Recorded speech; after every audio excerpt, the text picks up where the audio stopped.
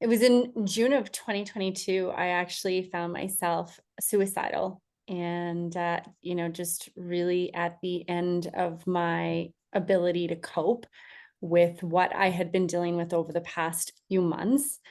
So really what that looked like was rapid changes to my body. And so I was dealing with really high levels of panic and anxiety, waking up in the night with insomnia, not being able to go back to sleep, usually between the hours of 2 and 4 a.m., crazy night sweats. And I'm talking like the bedding just drenched, joint pain. So trying to get out of bed and feeling like I couldn't really move properly. Then there was also the brain fog. I couldn't articulate sentences. I couldn't find my words. I couldn't find my keys, find my phone. And this wasn't typical. This was because that is typical for me. This was a different level of lack of thinking. It felt like I was melting inside my brain. It was also impacting mood. I was experiencing rage that I hadn't since I was a teenager. So I remember going back and having these rage flashes where you just can't self-regulate. It's like She-Hulk, right? You just like and want to tear everything open and just really high levels of emotion that was unmanageable. It was directly impacting my business, is directly impacting my partnership, my daughter, all of my relationships, because I was just unable to cope. My window of tolerance was really, really small. Also, I was still doing the same things, eating the same way, running almost every day, but I was gaining this belly weight and seeing cellulite show up and skin changes, hair changes. I was smelling things differently, hearing things differently, being triggered in a very auditory way. And it was just like my whole self was changing. This was impacting confidence. It was impacting everything. And I was at the point, an all-time low, where I was in bed crying relentlessly for 2 days, and I did not want to get out of bed. That's not like me at all. And my daughter came and sat on the side of the bed and said, "Mom, do I need to call someone?" And that's when I knew I did. And so my phone call started with my naturopath. He had been calling and leaving messages on my phone in regards to blood work that I had gotten done months before that. He already knew that there was a crash that was coming, that it was inevitable because of my blood work.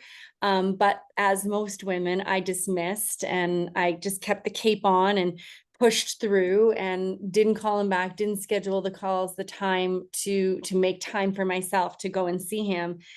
Because you have to face it. You have to face something. We don't have time. We don't have time to deal with that stuff, right? I'll just deal with this later. But it came in like a wrecking ball and it stopped me dead in my tracks. And I needed to deal with what I was in, which was a post-menopausal estrogen crash. So essentially what we actually needed to do is work on my depletion first, because I had experienced burnout twice and was still not recovered from that. What my perimenopause, short journey of perimenopause and post-menopause looked like was really exacerbated symptoms, really extreme symptoms, which is what a lot of women are seeing because we're so depleted.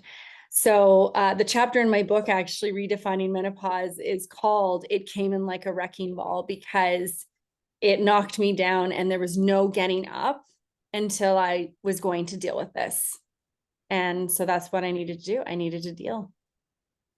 Wow, Jesse, that's quite the journey. And I can imagine, because I have a daughter as well, them sitting on your bed wondering, how do I help my mom Mhm. when she's always the one who's helping me? Yeah. Yeah. So, and also, having this naturopath who's cluing into something's off and it's coming. Did you, in your journey, and I know for many women, they talk about how they felt dismissed for a long time before they finally figure it out. What was different for you that this journey or diagnosis got figured out sooner than later? I don't think it did. I think that it was later. I think there were a lot of signs. And I Mhm. don't know for me that it was my doctor who was dismissing me. I was lucky. She Yeah. had sent me in a referral to the menopause clinic at the Grey Nuns. I Okay. was on the waiting list, which can be up to 2 years. Okay. Who was dismissing me was myself.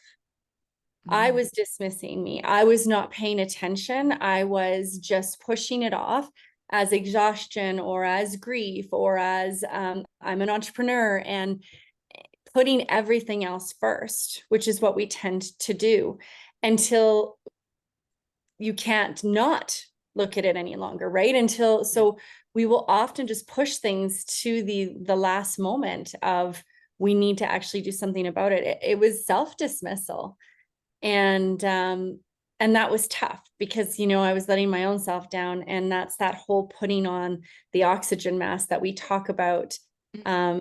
And there's the airplane procedure. We talk about it, but how often do we actually do it?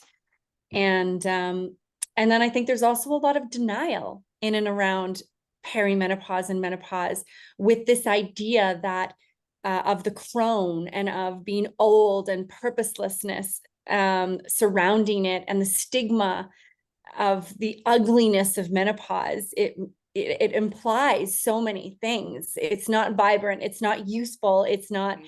exciting. It's there's drudgery emotion around it, right? And so we often think this is something that 50-year-olds, 60-year-olds and up, like this is for old people, that's for them, right? And there's so much denial in and around it that I've now dealt with over this last little while.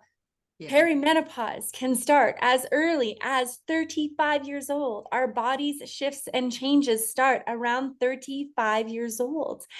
And Wow. because of our high stress levels, we are experiencing earlier onset menopause as well as longer perimenopause, Mhm. longer symptoms. And there is a tremendous amount of denial, Debra, Yeah. Well, right? you said that you were on a waiting list, so you had ideas that this was coming on prior to this crash. Yeah. What were some of the symptoms that were coming up for you? Honestly, I had blood work done in my annual exam, and my doctor saw that I had high FSH levels. And so that is something that is typically signature of perimenopause or going into menopause. What a lot of people don't know, fun fact, is that menopause is actually one day. Menopause is one day. So it's perimenopause up until you have not had a period for 12 months, 1 year.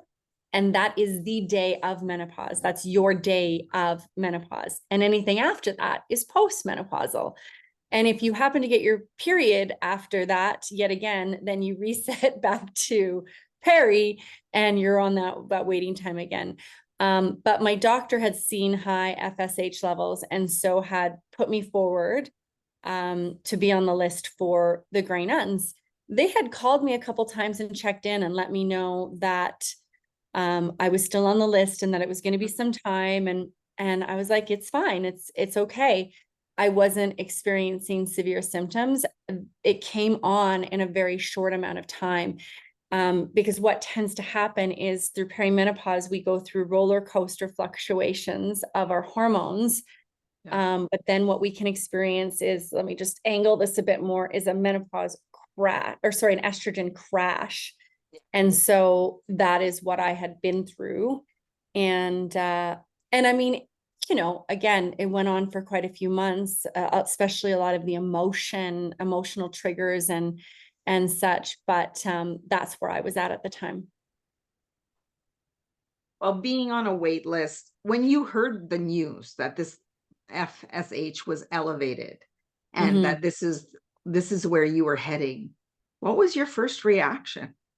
I'm too young for this. Mm. I'm too young for this.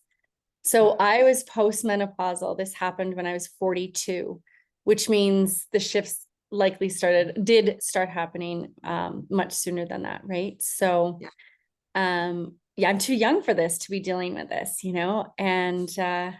and a lot of times we're having children later, so we have younger children, and it's just not even in our vernacular. Like, I can't be menopausal or perimenopausal because I'm just too young for that. And that might not be the case, right?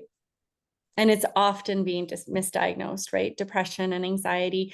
In the book, there was a woman who writes about experience, and this was my experience as well, who went into emergency for heart palpitations thinking she was having a heart attack. And they said, everything looks fine and send you home. You just have high anxiety. But now that's known to be another side effect that's related to the menopausal journey is heart Yeah. palpitations, Yeah. right? So I've heard from other women, or there's a number of books out right now that there can, if you were to list it audio wise, it can take out to 3 minutes to list some of the symptoms that do occur in menopause, which is quite surprising. Everything from frozen shoulder to so many different things that we brush aside because it's okay. I did this or I did that. yep. What's something that you would recommend to women that are kind of curious if there might be in perimenopause from your experience, your personal experience, and from people who are in the book as well? Really to get educated earlier on. For me, I was actually working with my cousin at the time, Chloe Skurlak, and she's a fertility awareness educator.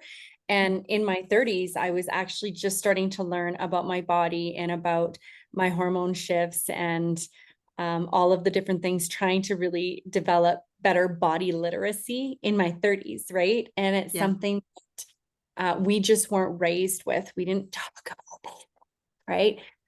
You just put your big girl panties on and you just deal with it, right? We don't yeah, complain, and it's just a part of being a woman. And Gen X is saying, no, no, it's not. This is not just a part of it. But what I yeah, wish I would have had is earlier education. And so um, essentially what I did is I actually went out and got educated. So I'm a television producer by trade. I was in the business for 20 years, uh, doing everything, including documentary production. And so I actually got a license through TELUS to produce a 22-part documentary series. And I went and interviewed the top experts that I can find in and around menopause and what was going on with different subject matters like the brain and eyes and nose, and I mean even affects your teeth. Like I got a cavity for the first time in menopause. Like, what is going on? yeah, It impacts everything. And so really just being in the study of it, and through that process realizing that there's so much misinformation out there and so much information that is out there for people. It's just really hard to navigate. And so that is actually how I started the Menopause Mission, or why I started the Menopause Mission, is I wanted to connect educators who were in the most recent evidence-based study and research in and around menopause with women who were seeking this. And so that nonprofit that I founded became that bridge. And so that's what we do, is we put on monthly events, coffee and conversations, summits twice a year, where we bring in practitioners so women can come and get all of their questions answered without having to be on waiting lists. And so getting educated and getting educated by someone who is in the study of the most recent research, because that is the toughest part, is that up until the early 2000s, this lot of research, if there was any research, was being done on men and not on women. And so there's a tremendous amount of misinformation, and we want to make sure that you're talking to someone who is really knowledgeable and the most up to date. yeah. We have gaps in, who's being researched, and the gaps in women's health is tremendous. It is interesting because it was about 6 months ago, and I've been thinking about your topic for a long time. So one day I leaned over to my mom. I was with her at a doctor's appointment, and I said, "Oh, by the way, did you go into menopause?" And she looked at me with this big-eyed look, and she goes, "We never talked about stuff like that." And she's in her Yeah. 70s, and I was just like, what's the big secret? Like, is it not something that we're supposed to know that happens? She goes, we just don't talk about it. And I just looked at her and I said, okay, we'll talk about it later because I will talk to you about it. But it Yeah. was very interesting to me, just her response that it's Yeah. such a taboo topic, and I Ugh. think when I saw that, make the M word mainstream, it is something that why should we be afraid of our bodies? We should have that body literacy or that body awareness that you're talking about, Mhm. because your body tells you so much. Now Yeah. that you've tapped into your body literacy, I'm curious, what have you learned about what your body informs you of? Oh, I pay attention to a lot more, that is for sure. And I've also needed to put some checks and balances in place, also known as boundaries. Um, and what does that look like? We talk about radical self-care. So maybe not just the self-care that's a glass of wine and a bath, although, love me one of those every once in a while. But radical self-care is, and we talk about this in the documentary series, is not committing to as much, is letting go of some of the things that we're involved in, the extracurricular, maybe not as much networking, saying no, learning how to say no, to our family, to our loved ones, and really actually putting ourselves first. This is the hardest thing I'm finding for women, even to say yes to buying a ticket to come to a summit and let other people figure out how the kids are going to get to the things that they need to for one day, like one day. But it is so hard for us to put the flashlight on ourselves, to put the attention and to put ourselves first.